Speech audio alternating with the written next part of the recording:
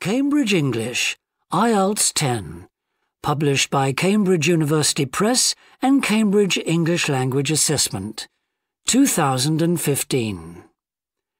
This recording is copyright. CD 1. Test 1. You will hear a number of different recordings and you will have to answer questions on what you hear. There will be time for you to read the instructions and questions, and you will have a chance to check your work. All the recordings will be played once only. The test is in 4 sections. At the end of the test, you will be given 10 minutes to transfer your answers to an answer sheet. Now turn to Section 1. Section 1. You will hear a telephone conversation between a travel agent and a customer. First, you have some time to look at questions 1 to 6.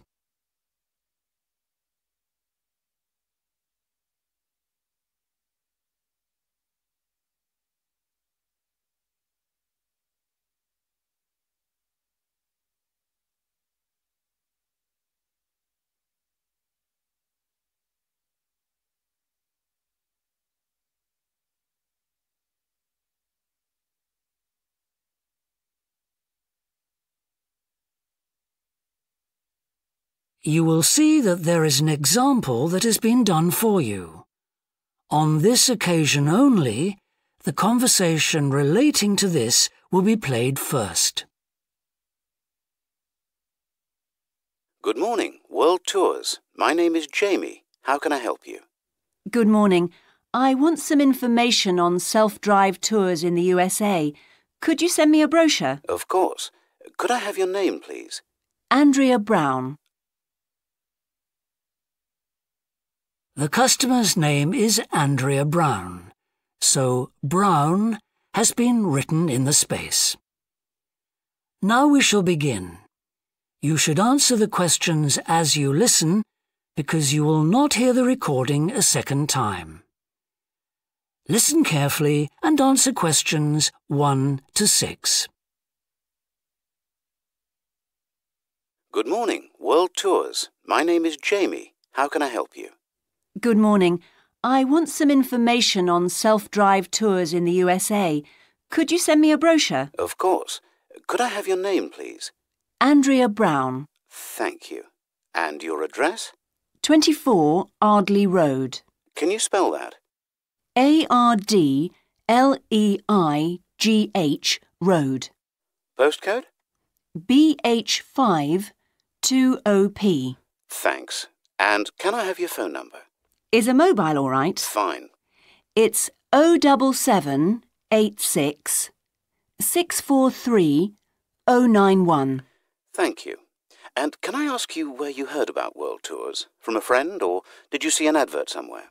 No, I read about you in the newspaper. OK, I'll get the brochures in the post to you, but can I give you some information over the phone? What kinds of things do you want to do on your holiday? I'm interested in going to California with my family.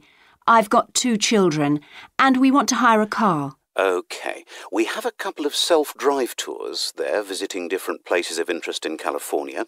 The first one begins in Los Angeles, and there's plenty of time to visit some of the theme parks there. That's something on my children's list, so I'd want to include that. Good. Then you drive to San Francisco. From San Francisco, you can drive to Yosemite Park, where you spend a couple of nights. You can choose to stay in a lodge or on the campsite. I don't like the idea of staying in a tent. It'd be too hot. Right. And the tour ends in Las Vegas. OK. The other trip we can arrange is slightly different. It starts in San Francisco, then you drive south to Cambria. Someone told me there's a really nice castle near Cambria. Will we go near that? Hearst Castle is on that road, so you could stop there. Good. I'd like to do that. Does this trip also go into the desert? No, it continues to Santa Monica, where most people like to stop and do some shopping. We have enough of that at home, so that doesn't interest us. OK. Well, you could go straight on to San Diego. That's good for beaches, isn't it? That's right. That's a good place to relax, and your children might like to visit the zoo before flying home. I don't think so. We want some time for sunbathing and swimming. Before you hear the rest of the conversation, you have some time to look at questions 7 to 10.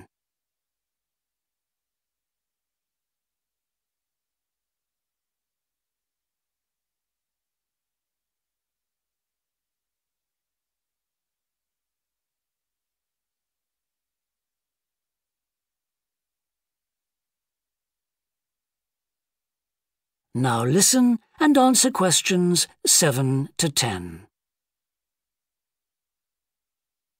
So, how many days are the trips and how much do they cost? The first one I told you about is a self-drive tour through California, which lasts 12 days and covers 2,020 kilometres. The shortest journey is 206 kilometres and the longest is 632 kilometres. The cost is £525 per person. That includes accommodation, car rental and a flight, but no meals. OK. And the other trip? That lasts 9 days, but you spend only 3 days on the road. You cover about 980 kilometres altogether. So is that cheaper then? Yes, it's almost £100 cheaper. It's £429 per person, which is a good deal. So that covers accommodation and car hire. What about flights? They aren't included, but these hotels offer dinner in the price. OK. Well, thank you very much. I'll be in touch when I've had a chance to look at the brochure. I'm pleased to help. Goodbye. Goodbye. That is the end of section 1. You now have half a minute to check your answers.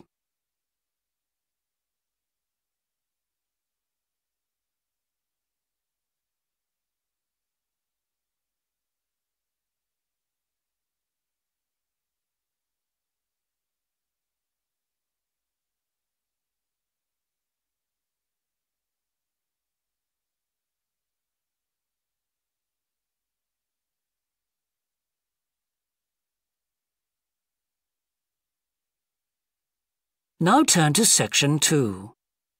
Section 2. You will hear a fitness manager of a leisure club talking to some new members. First, you have some time to look at questions 11 and 12.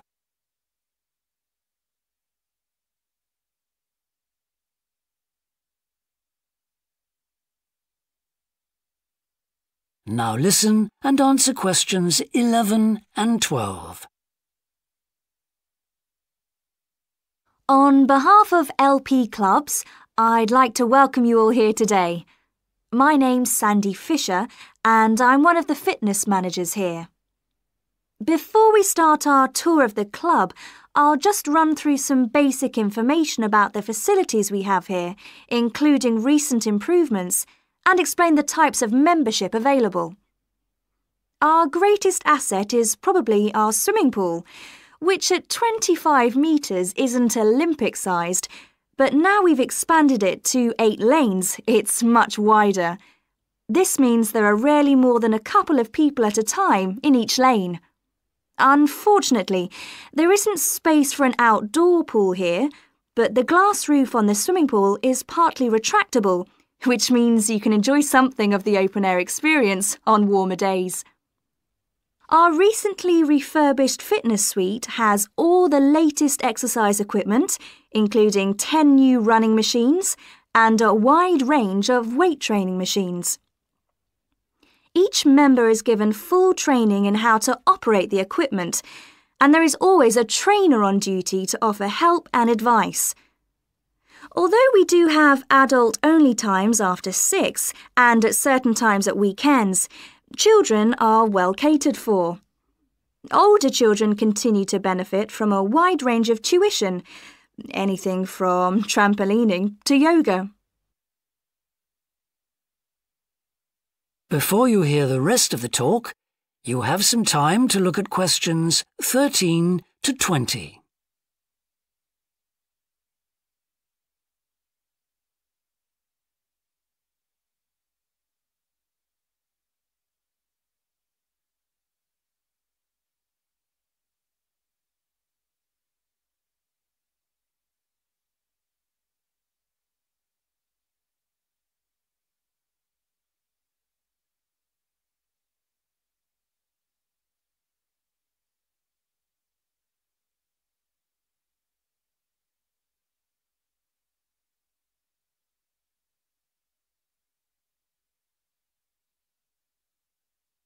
Now listen and answer questions 13 to 20.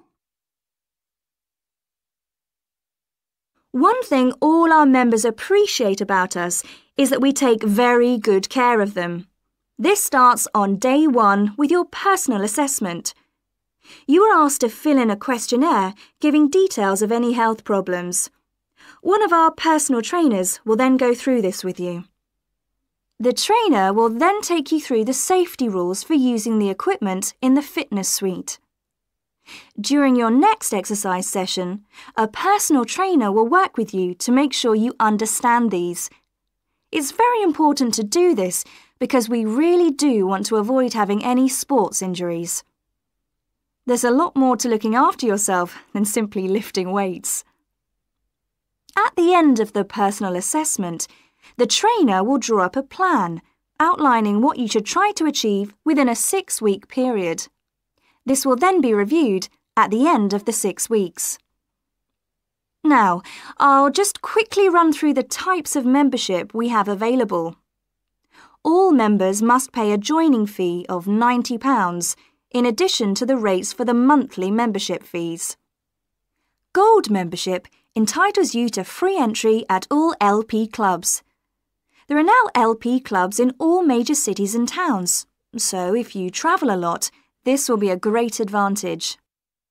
Individual gold membership costs £50 a month, and joint membership for you and your partner will cost £75. Premier membership is for professional people whose work commitments make it difficult for them to use the club during the day, and so LP gives booking preferences to Premier members at peak times. This means you'll find it easier to book the sessions at times that suit you. Reciprocal arrangements with other LP clubs are available to Premier members. Premier membership is for individuals only, but you'll be sent passes for guests every month. The monthly fee is £65. You don't have to have any special clothes or equipment when you visit the club. We provide robes and hairdryers in the changing rooms, but it's very important to remember your photo card because you won't be able to get in without it. For people who aren't working during the day, That is the end of section 2. You now have half a minute to check your answers.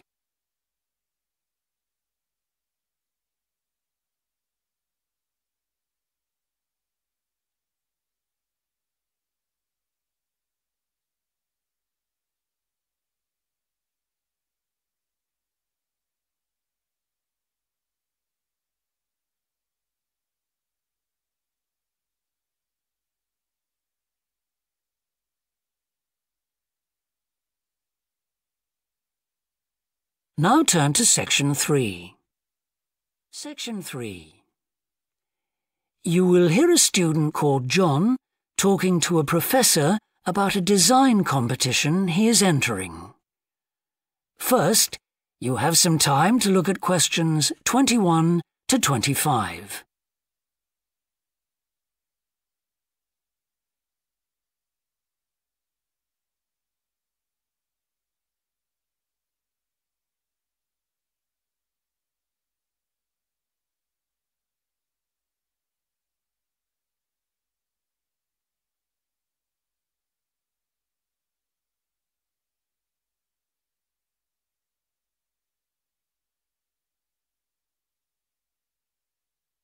Now listen carefully and answer questions 21 to 25. Hello, Professor. I'm John Wishart. I'm working on my entry for the Global Design Competition. My tutor said you might be able to help me with it. Ah, yes, I got a copy of your drawings. Come in and tell me about it. What sort of competition is it? Well, it's an international design competition, and we have to come up with a new design for a typical domestic kitchen appliance. I see. And are there any special conditions? Does it have to save energy, for example? Actually, that was the focus in last year's competition. This year's different. We have to adopt an innovative approach to existing technology, using it in a way that hasn't been thought of before. I see. That sounds tricky. And what kitchen appliance have you chosen? Well, I decided to choose the dishwasher. Interesting. What made you choose that? Well, they're an everyday kitchen appliance in most Australian houses, but they're all pretty boring and almost identical to each other. I think some people will be prepared to pay a little extra for something that looks different. It's a nice idea. I see you've called your design the rock pool. Why is that? Basically because it looks like the rock pools you find on a beach. The top is made of glass so that you can look down into it. And there's a stone at the bottom. Is that just for decoration? Actually, it does have a function. Instead of pushing a button, you turn the stone. So it's really just a novel way of starting the dishwasher. That's right. It's a really nice design, but what makes it innovative? Well, I decided to make a dishwasher that uses carbon dioxide. In place of water and detergent? How will you manage that? The idea is to pressurise the carbon dioxide so that it becomes a liquid. The fluid is then released into the dishwasher where it cleans the dishes all by itself. Sounds like a brilliant idea. Your system will totally do away with the need for strong detergents. So what happens once the dishes are clean? Well, to allow them to dry, the liquid carbon dioxide and the waste materials all go to an area called the holding chamber. That's where the liquid is depressurised and so it reverts to a gas. Then the oil and grease are separated out and sent to the waste system. It sounds like you've thought it all out very thoroughly. So what happens to the carbon dioxide once the process is complete? Not wasted, I hope. Actually, that's where the real savings are made. The carbon dioxide is sent back to the cylinder and can be used again and again. What a terrific idea. Do you think it will ever be built? Probably not, but that's okay. Well, I'm sure a lot of positive things will come out of your design. Before you hear the rest of the discussion, you have some time to look at questions 26 to 30.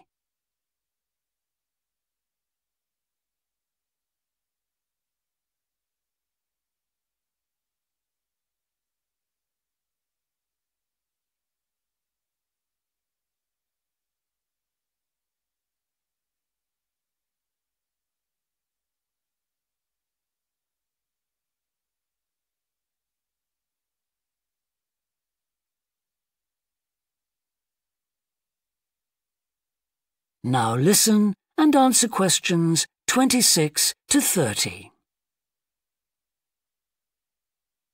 Now, you seem to have thought about everything, so what exactly did you need me to help you with? Well, my design has made it to the final stage of the competition, and in a few months' time I have to give a presentation, and that's the part I was hoping you could help me with. Right, well, that should be easy enough. What have you managed to do so far? Well, I've got detailed drawings to show how it will work, and I've also written a 500-word paper on it. I see. Well, if you want to stand a good chance of winning, you really need a model of the machine. Yes, I thought I might, but I'm having a few problems. What's the main difficulty so far? Let me guess. Is it the materials? Yes. I want it to look professional, but everything that's top quality is also very expensive. Look, projects like this are very important to us. They really help lift our profile. So why don't you talk to the university about a grant? Oh. I can help you fill out the application forms if you like. Oh, that would be great. You'd better show me this paper you've written as well. For a global competition such as this, you need to make sure the technical details you've given are accurate and thorough. Oh, that would be a great help. Is there anything else I can do? Well, I'm really nervous. That is the end of section 3. You now have half a minute to check your answers.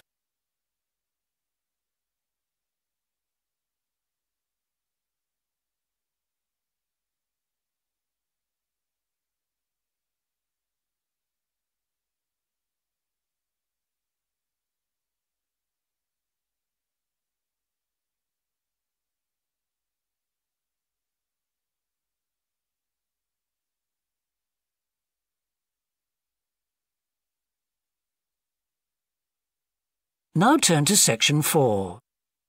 Section 4. You will hear a university lecture about an endangered bear in British Columbia, Canada, known as the spirit bear. First, you have some time to look at questions 31 to 40.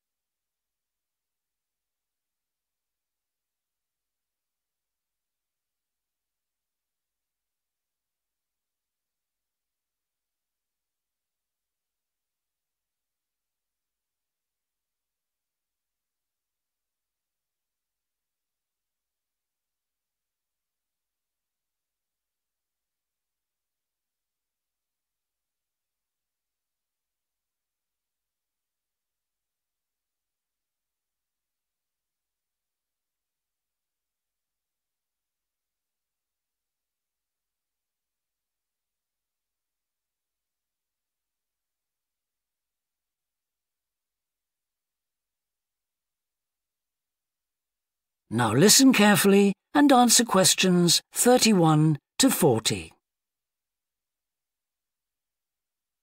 Today, we continue our series on ecology and conservation with a look at a particularly endangered member of the black bear family.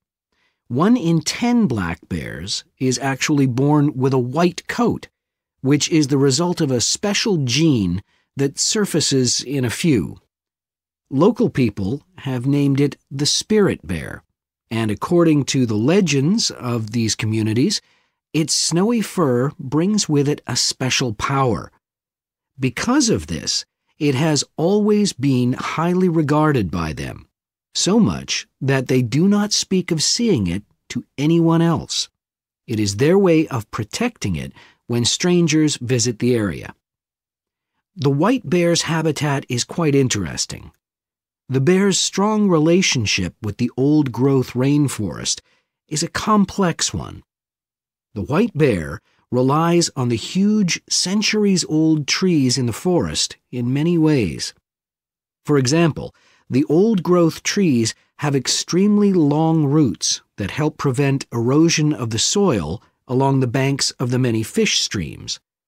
Keeping these banks intact is important because these streams are home to salmon, which are the bear's main food source. In return, the bear's feeding habits nurture the forest. As the bears eat the salmon, they discard the skin and bones in great amounts on the forest floor, which provide vital nutrients. These produce lush vegetation that sustains thousands of other types of life forms, from birds to insects and more. Today, the spirit bear lives off the coast of the province of British Columbia on a few islands. There is great concern for their survival, since it is estimated that less than 200 of these white bears remain. The best way to protect them is to make every effort to preserve the delicate balance of their forest environment. In other words, their ecosystem.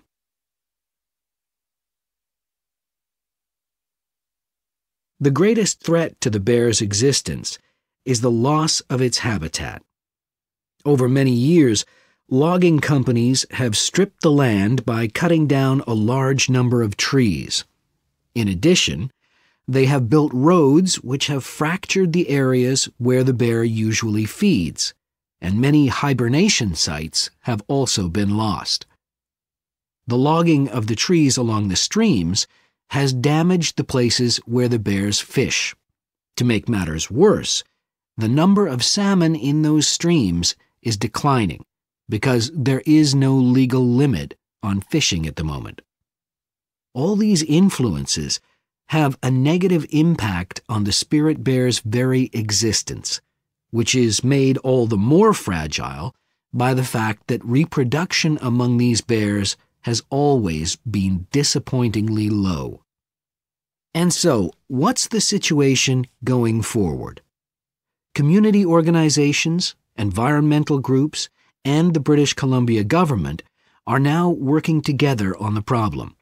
The government is now requiring logging companies to adopt a better logging method, which is a positive step. However, these measures alone may not be sufficient to ensure a healthy population of the spirit bear in the future. Other steps also need to be taken. While it is important to maintain the spirit bear's habitat, there also needs to be more emphasis on its expansion. The move is justified as it will also create space for other bears that are losing their homes to damage. That is the end of section 4. You now have half a minute to check your answers.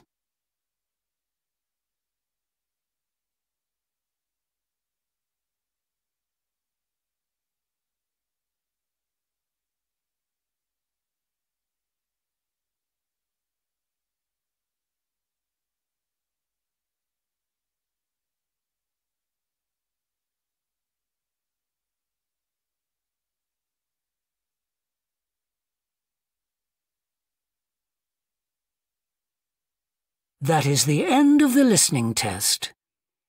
In the IELTS test, you would now have 10 minutes to transfer your answers to the answer sheet.